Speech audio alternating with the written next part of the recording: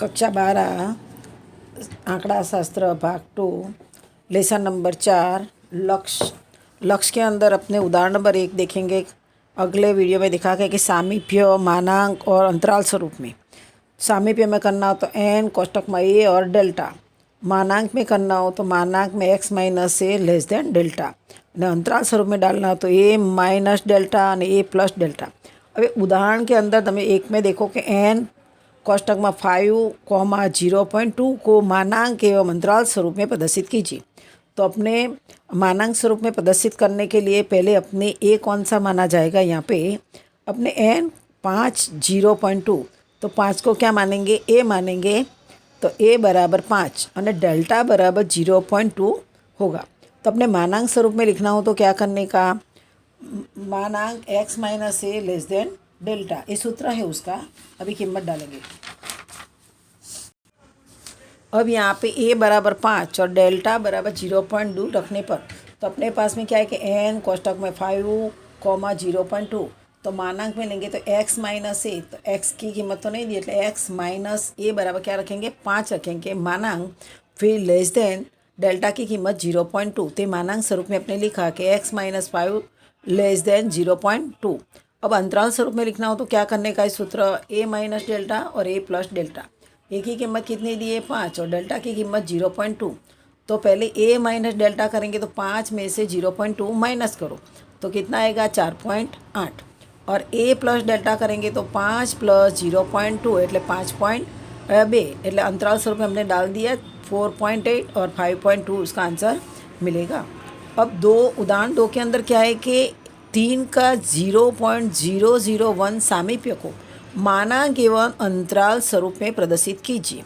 अब 0 का 0.001 सामीप्य को ए का डेल्टा सामीप्य की तुलना करने पर अपने ए बराबर कितना मिला, 3, और डेल्टा बराबर कितना, 0.001 मिलेगा। तो मानांक स्वरूप में लिखना हो तो मानांक का सूत्र लिखने का पहले मानांक एक्स माइनस ए लेस देन डेल्टा।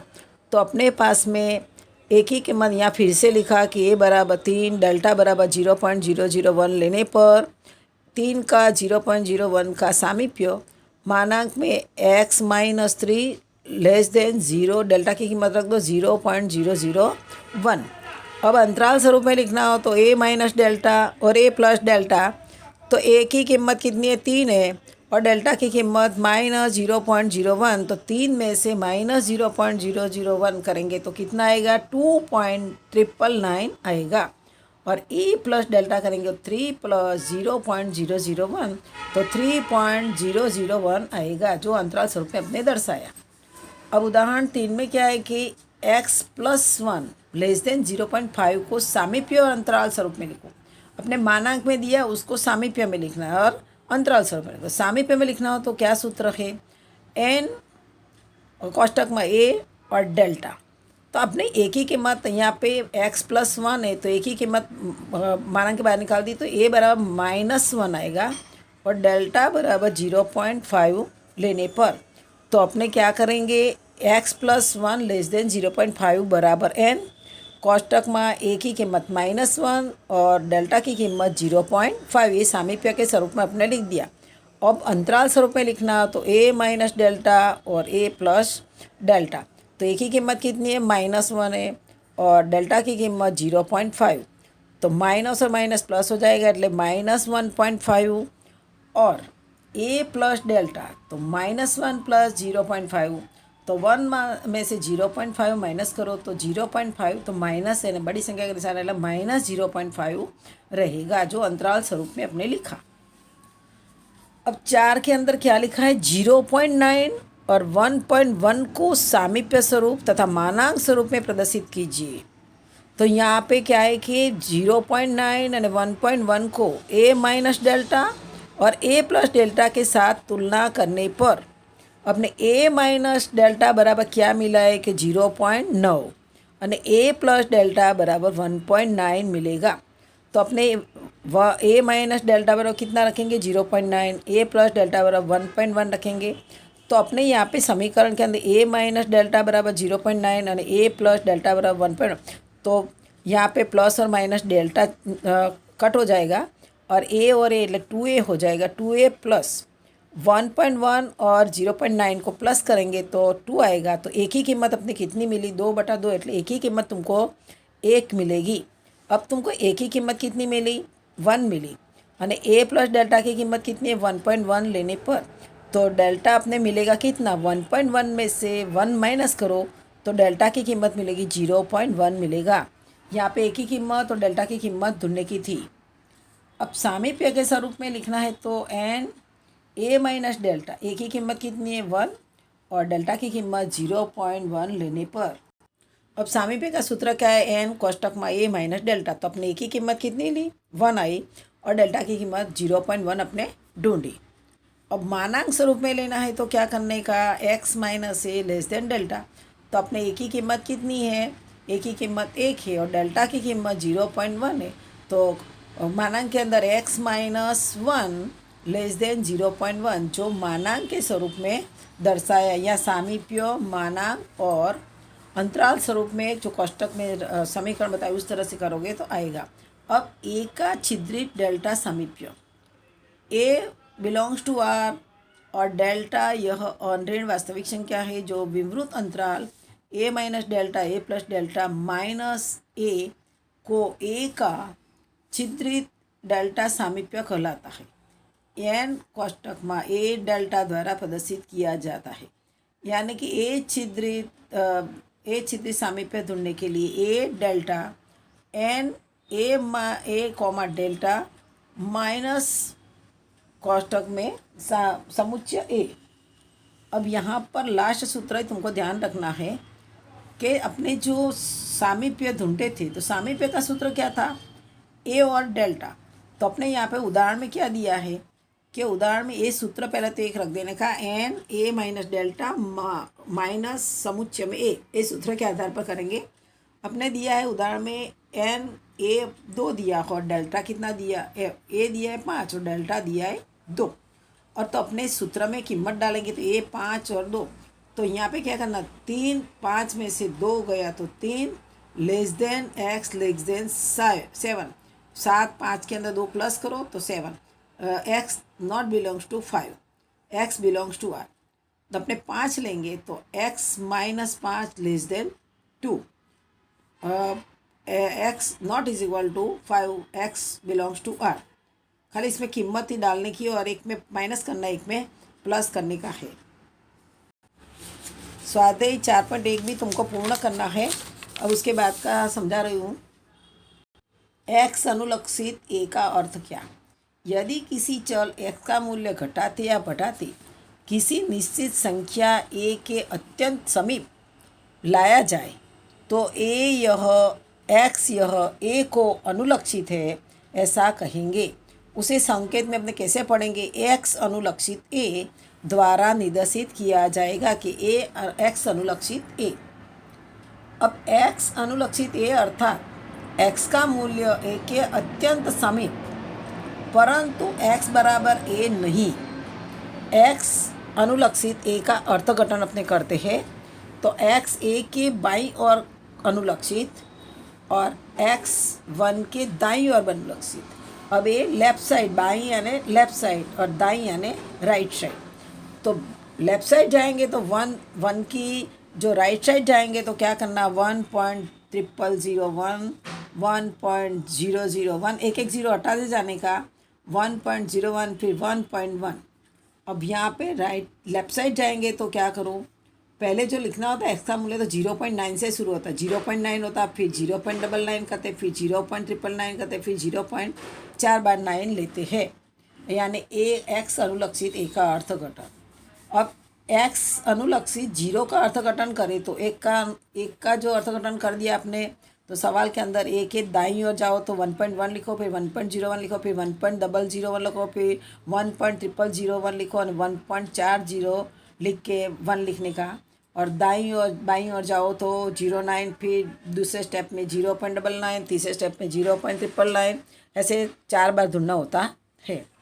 एक्स अनुलक्षित 0 का अर्थघटन करें तो यदि कोई चल एक्स का धन मूल्य घटाते या बढ़ाते ऋण मूल्य घटाते 0 के अत्यंत समीप लाया जाए तो एक्स 0 को अनुलक्षित है ऐसा कहेंगे, उसे संकेत में x अनुलक्षित शून्य द्वारा निर्देशित करेंगे।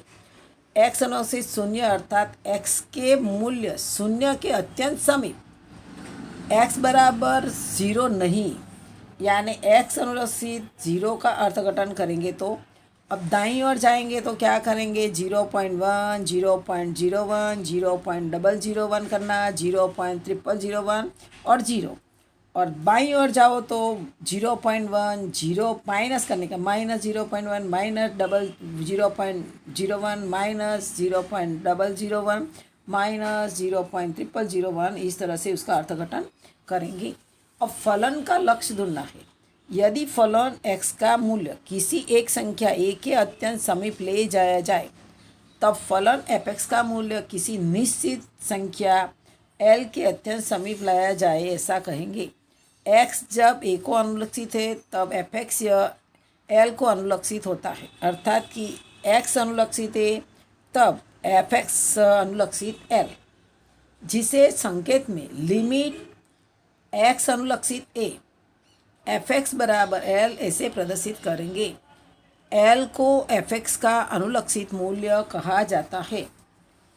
अब परिभाषा में देखें तो चाहे जितनी ही छोटी दी गई पूर्व निर्धारित संख्या e ग्रेटर देन 0 के लिए ऐसी एक धन संख्या डेल्टा ज्ञात की जा सकती है, जिससे जब मानांक में x माइनस ए लेस देन डेल्टा हो तब x के प्रत्येक मूल्य के लिए f(x) minus l less than e हो तब x a को अनुलक्षित हो तब फलन f(x) लक्ष्य l धारण करता है।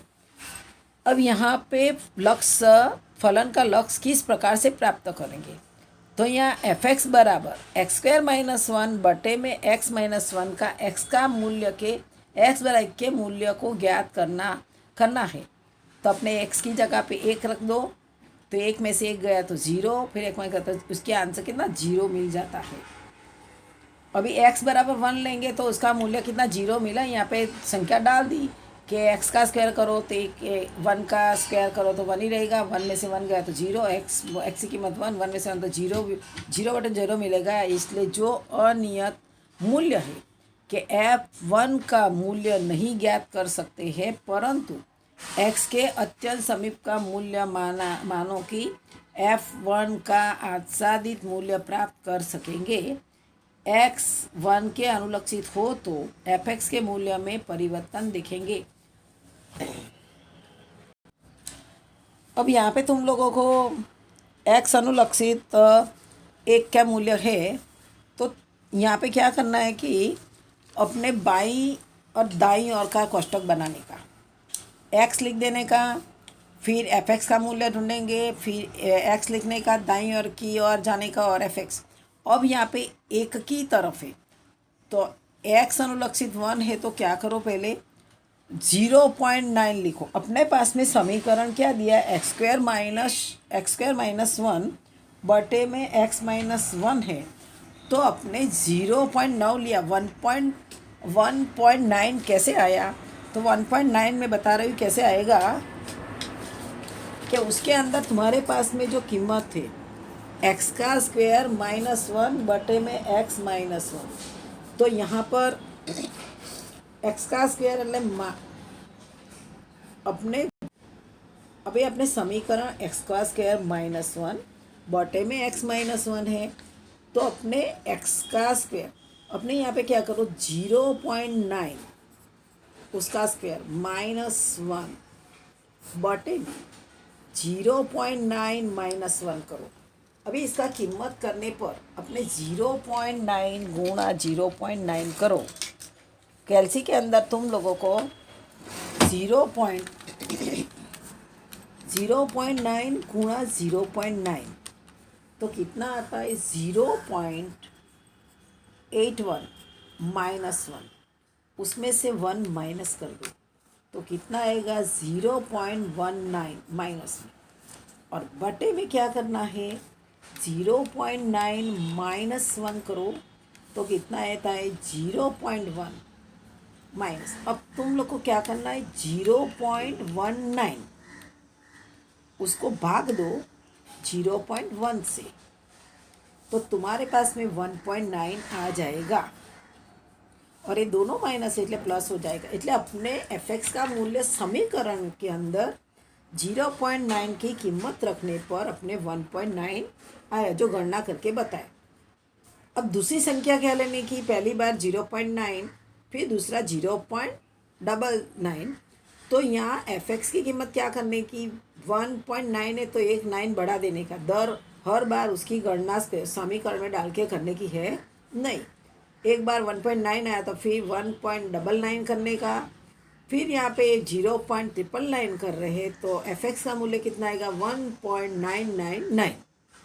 फिर एक्स का मूल्य 0.429 करेंगे तो एफ का मूल्य 1.429 आ जाएगा। इसे फिर डैश डैश मार देने का। इस तरह से बाईं और 1 की कीमत डालेंगे 1.1, ये 1 के एकदम समीप है। अभी फिर से इस सूत्र के अंदर एक्स का स्क्वायर माइनस 1 बटे में x plus 1, sorry x minus 1 ही है। अब अपने एक्स स्क्वायर की कीमत क्या करो, 1.1 की 2 घात माइनस 1 बटे में 1.1 माइनस 1। तो अभी तुमको क्या करना है, 1.1 गुणा 1.1 तो कितना आएगा, 1.21 माइनस 1, और बटे में कितना है 1.1 माइनस 1 बराबर 0.1।